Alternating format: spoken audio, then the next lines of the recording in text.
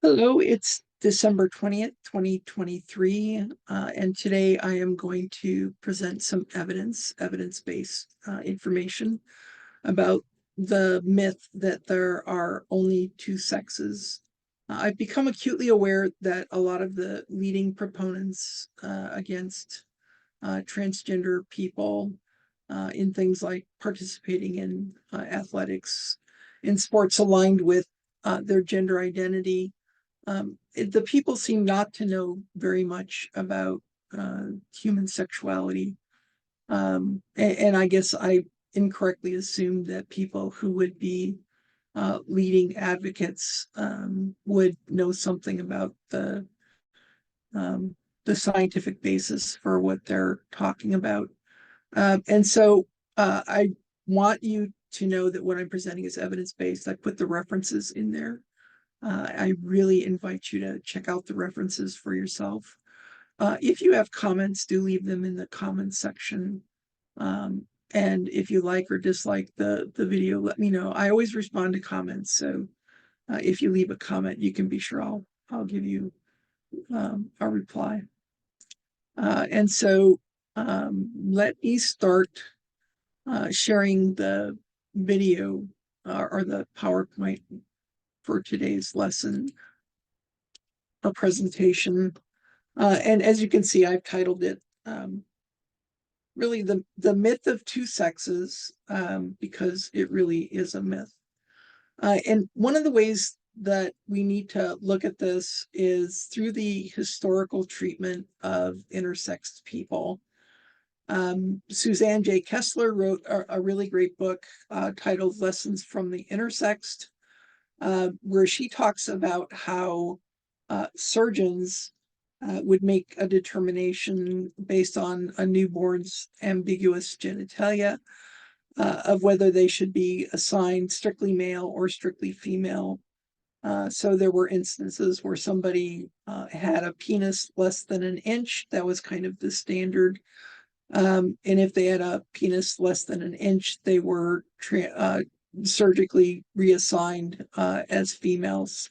And the same thing tended to happen with females born with enlarged clitorises. And so I really suggest you read Lessons from the Intersex to get more information about that. But it's important to note that the conventional idea that there should be just two sexes led to that process and really created a lot of misery because a lot of people to which that happened decided that their gender identity was not as they were assigned and really were miserable because of that.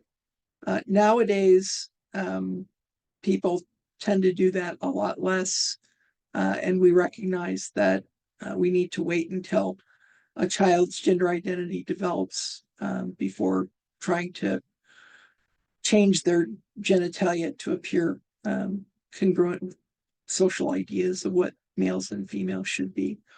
And a lot of people who are intersex now are saying that they're comfortable having ambiguous genitalia. That's who they are, and why change?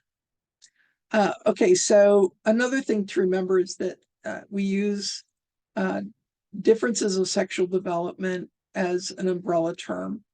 It really is more appropriate to refer to specific differences of sexual development, and I have a reference there for you to check out by Szymanski et al. I think the comment that they made is important to note, that most patients do not identify as having DSD disorders or differences of sexual development, but rather with the individual diagnosis. And so as we talk about diversity within differences of sexual development, I want to give you a concrete example in which we cannot say that there are only two sexes. And that example comes from, and it's just one of many examples, but the one I like to use is 46XY, with complete androgen insensitivity. According to Blacklist, who did a really expansive review, there's only one in about 13,000 people. But given the size of the population of the planet or the United States, you can imagine that's a lot of people. So the contemporary scientific understanding now is that androgen insensitivity syndrome is caused by mutations in the androgen receptor gene, which allows cells to respond to androgens, including testosterone. And so people who are born with AIS, even though they have XY chromosomes and testes, their bodies, because they're unable to fully respond to the masculinizing effects of androgens, really develop female typical external genitalia, despite having XY chromosomes and testes.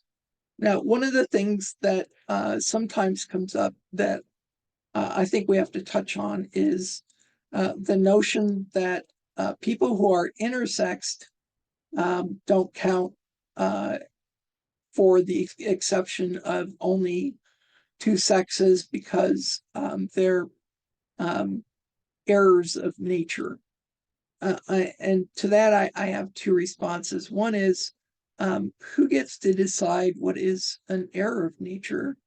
Would you walk up to somebody who is intersexed, who has, for example, androgen insensitivity syndrome, and say, you have XY chromosomes, therefore you really are a male, and you really should use, men's restrooms and athletic facilities. And I choose to think that difference and diversity is wonderful, and we really need to respect people's identities.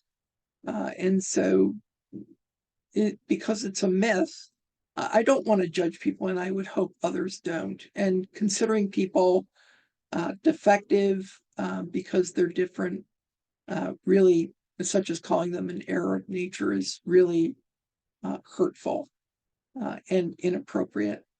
And then the final thing I want to say is some people will refer to the Bible, and of course there are other religious texts, but I'm going to focus on the Bible for Christians who sometimes refer to passages where God says, there are only males or females, or only men or women.